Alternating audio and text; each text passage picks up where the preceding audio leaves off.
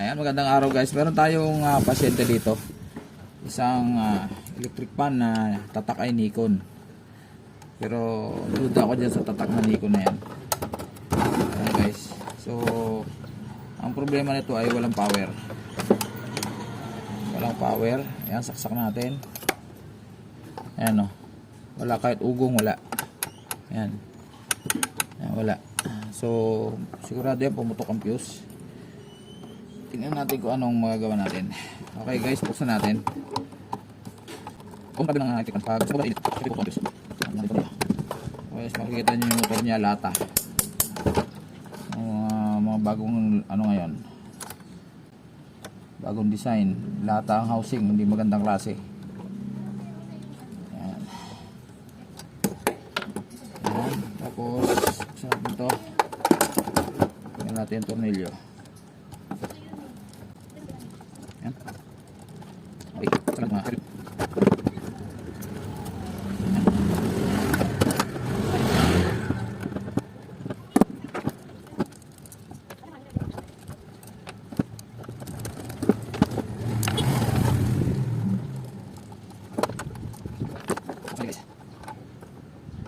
ayan. So ayan guys, so wala pa naman tama yung shafting nya, pero natuyo agad yung langis. Ayan o, same problem lang. Ayan o, tuyong tuyo o. Kita nyo guys, ayan o, kita yung bulak, yung mga ayan o, ribaba.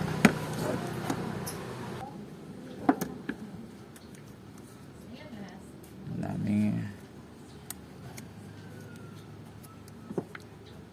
So karamihan natutuyuan na lalangis natin ng langis. Pero ang problema nito ay walang power. So dito tayo. Yan ang mga bagong design ngayon, may board. So ang fuse niya nasa loob. Mahirap magpalit yan dahil nakahinang yung mga nakahinang lahat yan. Yan, machine kasi nag-ano yan eh. Hindi natin pwedeng tanggalin yan dyan. Well, mahirap mag-sentro dahil may mga butas yan. Yan. So dudukutin na lang natin yan. Ang fuse niya nandito sa loob. Ayan, kita ba? Ayan o, kita nyo yung dalawang paa na yan. Ayan o. Dito yung nakahinang dito, tsaka dito. Ayan guys, ayan o. Ito, tsaka to. Yan ang fuse nyan. So, testerin muna natin kung talagang walang tunog. Sana walang tunog. Kasi pag may tunog, hindi fuse ang problema, motor. So, testerin natin. Gamit tayo ng tester na digital, yung may tumutunog, para marinig natin. Ayan. So ayan o. Ayan ating tester. Ayan. So ito, kung ito ang fuse, dapat tutunog to. O wala o. Sabihin nakat na yung power. Wala na pumapasok na kuryente dito sa motor. So mahirap baklasin to. So gagawin natin, magja-jumper na lang tayo dito ng fuse pa rin. Hindi pwedeng wire lang. Kailangan fuse pa rin. Ayan. So magkakabit tayo dito ng fuse. Didikit na lang natin dito o dito sa may baba para na at least dapat nakadikit sa motor yung fuse para pag uminit. Ayan, dali lang guys ha, may dumaan motor dito yung dalawang paa ng fuse. Tapos dito natin ipapadikit natin dito sa motor sa winding para pag uminit yung motor nag-overheat uli, kasi hindi naman maiwasan, iinit uli yan pag matagal na. So at least puputok uli yung fuse kasi safe yung motor, hindi masisira. So, kuha tayo ng fuse. So, ito na guys yung fuse natin. Hindi jumper ang tawag dito. Kasi pag jumper, ibig sabihin, wala nang fuse, rekta na.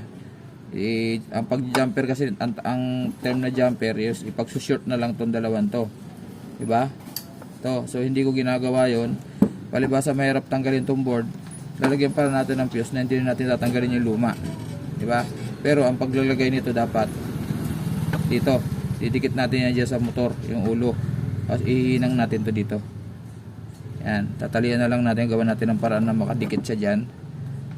Kahit isiksik lang natin dito, gamit tayo ng insulator. Yan, ganyan, no? Para at least nakadikit siya dyan sa winding ng motor. Okay? Okay, standby lang guys. So ito guys, ito na yung fuse. Hihinang natin to dito. Pero lagyan natin ng insulator ng paa para hindi siya shortage. So baliktad. Yan. So dito. Diyan natin yan, yan. So mahaba itong isa, bawasan natin.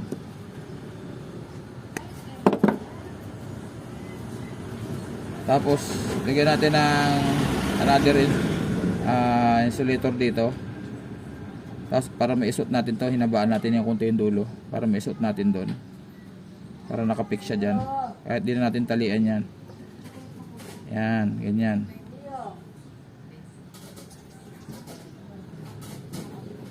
Bawasan natin.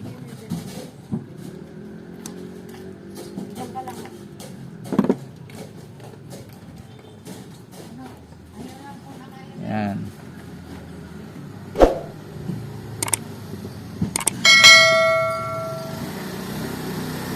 Yan, ganyan yan guys.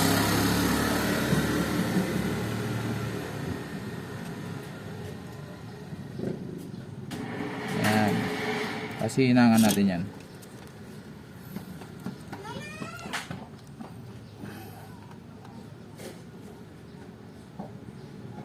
Yan. Madali lang ang pag-inang guys dahil baka maano yan. Baka pumutok ulit yung fuse.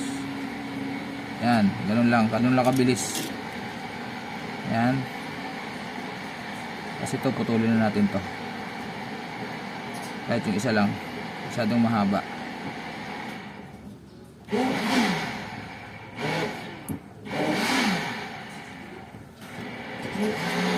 Yan.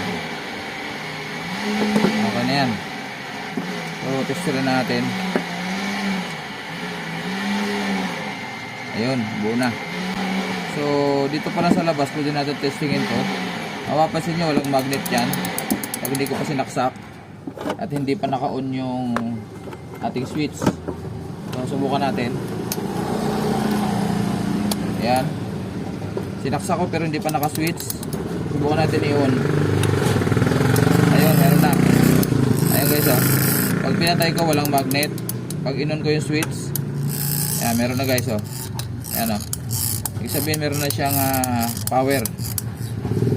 Ayan, so okay na tayo guys. Hindi na natin ito babalutan kasi malayo naman yan sa ano. Ganyan lang siya. Ito nga, naka-open din yung mga doon, oh. Ayan, oh. So hindi na natin ito babalutan. Importante ito, nakadikit doon sa winding. Yung pinaka-fuse mismo, ayan, oh. Okay guys, assemble na natin. At lalangisan pa pala natin yung kanyang bushing, oil pump. Standby. Ngayon, kasi nakita ko kanina medyo may awang-awang yung ito, may part na walang bulak. Lagyan natin ng bulak. Punasan natin yung mga dumi-dumi. Ayan guys, makikita nyo, kita nyo ba? Ayan, yung bulak niya, tuyo-tuyo. Lagyan natin yung mga dumi-dumi, yung parang putik. Ayan, oh, bakante. Lalagyan natin, sisingitan siya ng konting bulak yung bakante para padagdag siya ng kuha tayo ng panundot. Ayan, kuha tayo ng toothpick kasi para makapasok dito may tulak natin yung bulak dun sa loob. Hindi pwedeng makapal eh. Ayan, oh. Ordinaryong bulak lang, pandagdag lang naman. Ayan, oh. Ayan nyo guys, mapasok yung bulak. Ayan, oh. Bakante kasi kulang yung bulak dito pa sa kabila. Ayan, hindi nyo na makikita, natatakpan ng kamay ko pero pasukan natin ang bulak yan. Dagdag stock na lang sa loob.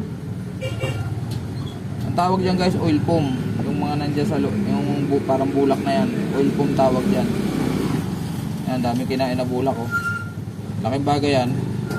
Nakakadagdag na stock na lang sa loob. Ayan, oh. Oh. Pumasok yung hawak ko, ipat to. Saka natin lalagyan ng langis. Yun. Kaya ako sinabi na hindi maganda to. Paulit-ulit lang ako sa ganitong mga lata ang housing. Kasi kahit damihan mo na lang, tutulo lang dito yan. Dahil nakaipit lang yan. Ayan, oh. Nakaipit lang yung, inipit lang yung bushing. Hindi kagaya ng aluminum mga housing. Meron talaga siyang oil well kung tawagin, yung istaka ng langis. Yan. So pag sobra hindi pwede kasi bawasan natin ng konti. Kasi maaaring pumunta yan sa motor. So dito naman sa kabila, ayan guys, may bakante rin, ayan oh. Taba, ayan oh. Yun sa dulo na yun, walang laman, walang bulak. Lalagyan din natin. Isa lang naman yung part na yun. Lagyan natin. Kahit kunti lang naman. Walang special na bulak dito, basta yung cotton. Ayan o. Lagyan natin ng bulak yung bakante na yan. Para medyo tumagal-tagal na konti bago siya matuyuan. Mas marami lang mas maganda. Huwag naman sobra. Ayan o. Tapos lalagyan din natin to konti. Yung kabila. Pwede natin siya assemblin. Wala naman tama yung ano guys, yung shafting. Natuyan lang talaga. Ayan o. Wala naman tama yung shafting. Ganda pa, ayan o. Okay, assemble tayo.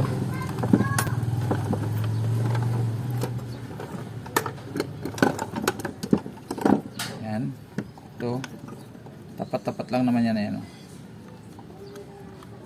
Ganyan. Ayan guys oh. Tapos ito oh. Siyempre lagyan din natin ng konting langis to. Ayan. Tapos dito. Ayan. Ayan na. Salpak na natin to. Ayan oh.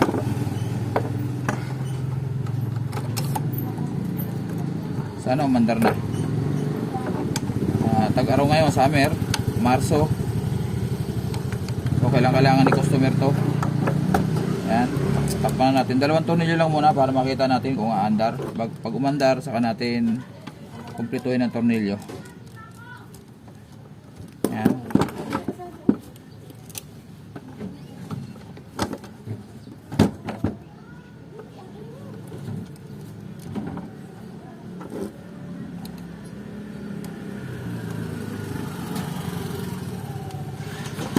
Tornilyo lang muna guys. Ayan. Pag unang higpit niyan, 2 tornilyo maganit yan. So kailangan timpukpok. Ayan, para ma-align. Ayan o. Di ba maalwa na o. Ayan o. So testingin muna natin. Tingnan natin kung aandar na siya. Plug in. Siya. On. Ayun, umandar na guys o. Ayan na. Bandar na guys oh. Number 1, number 2, number 3. Ayan off. So successful tayo guys. Takpan na natin. Ay, baliw. Okay, baliw yung haba. Okay, pinasok na. Okay, pinasok na. Ayan. Ayan. So, ayan. Ayan. So, dito. Okay, push.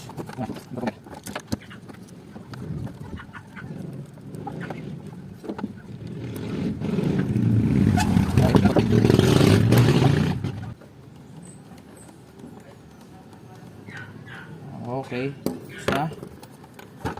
Tapos, ano ko lang, yung knob niya. Palit tayo ng knob kasi ang linagay ng customer, nag-DIY siya, ang gearbox na ginilagay pang standard. So mapapansin nyo, lihis yung pinakang oscillation knob. Okay, patay mo natin saglit. Ayan na, gumagana na guys, ayan na. Ayan, nagawa na natin yung ating unang project ngayong araw na to. March 7 guys. Ayan o, busted na fuse dahil sa overheat. So nilangisan natin in overhaul ang Nikon na wall pan. So gumagana na siya. Pwede na makuha ni customer. Ayan guys, maraming salamat Matsuki TV. Ayan, patayin natin. Kasi wala yung oscillating knob niya. Hindi nadala.